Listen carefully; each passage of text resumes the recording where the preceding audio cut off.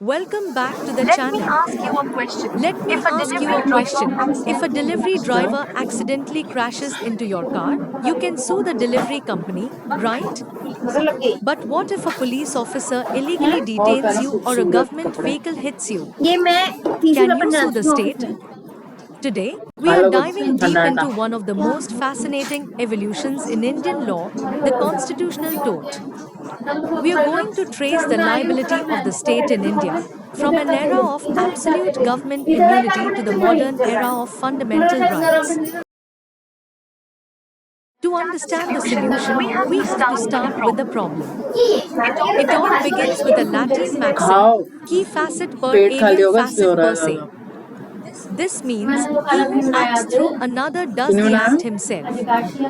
In normal tort तो law, रोटी सब्जी this तो खा creates सकते हो। vicarious liability. An employer is strictly liable for wrongs committed by an employee during their employment. But the core dilemma is, does this apply when the employer is the आलू खा sovereign low. state? Who pays for the damage when the government is the boss? Maggi नहीं खाते। In The India, the answer is answer is buried deep buried in our deep in our colonial colonial past. past. Article 301 of the Indian आलू वो Constitution, आलू की कढ़ी 1950, नहीं बनती actually है। defines the state's हाँ, liability by pointing backward in time. It आलू की says the कढ़ी भी नहीं Dominion of खाते। India can sue and be sued in the same way as its predecessors.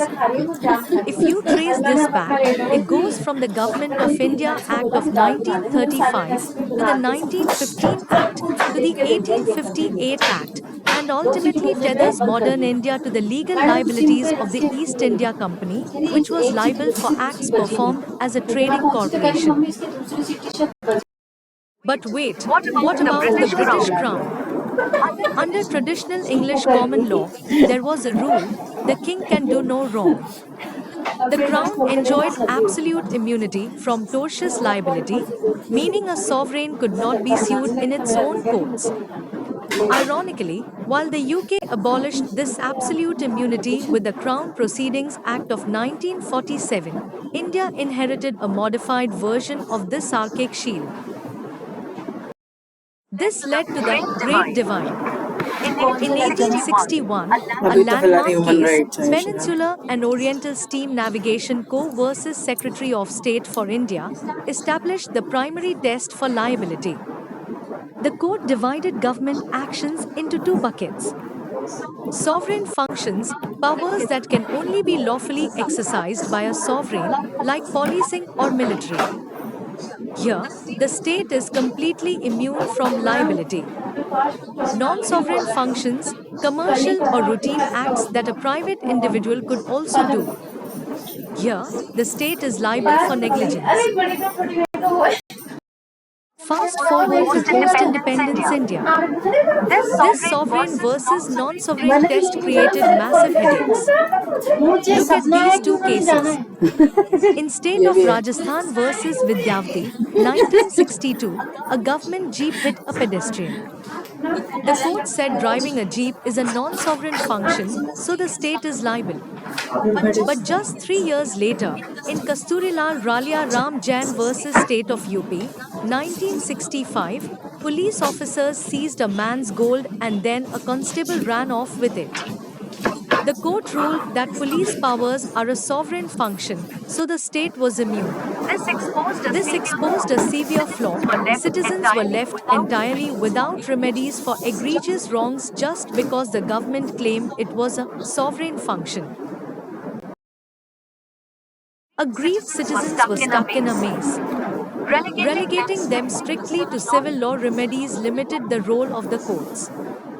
Between decades of civil court delays, exorbitant court fees, and the giant brick wall of the sovereign immunity defense, traditional tort law completely failed to protect the indefeasible rights of citizens. We needed a breakthrough. And that breakthrough was the invention of the constitutional tort. This was a massive legal innovation. It created a public law remedy utilizing writ jurisdiction under Articles 32 and 226. This allowed citizens to completely bypass the agonizing आपका civil phone courts यार। and awarded strict liability देखो compensation directly for the violation of fundamental rights. 69 question. Thank you. The first real crack in the wall of sovereign immunity came in 1983 with Rudal Shah versus State of Bihar. The petitioner was illegally detained in prison for 14 years after his acquittal on a false claim of insanity. The Supreme Court realized that simply releasing him wasn't enough.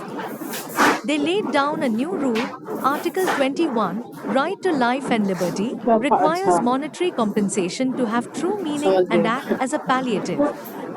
They awarded him 35,000 rupees.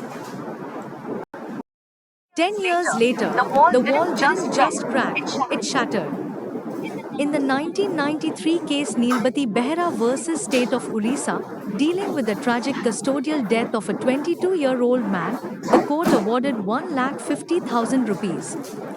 More importantly, the Supreme Court of India officially declared that the defense of sovereign immunity does not apply to public law remedies for fundamental rights breaches.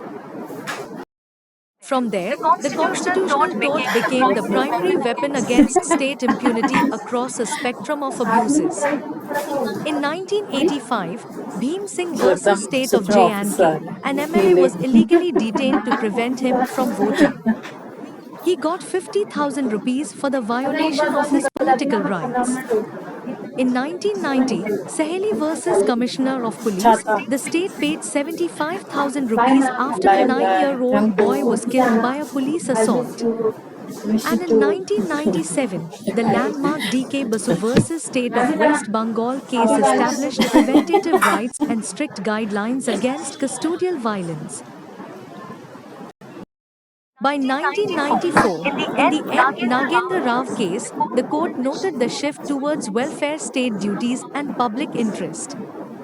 They bluntly stated, the doctrine of sovereign immunity has no relevance in the present-day context.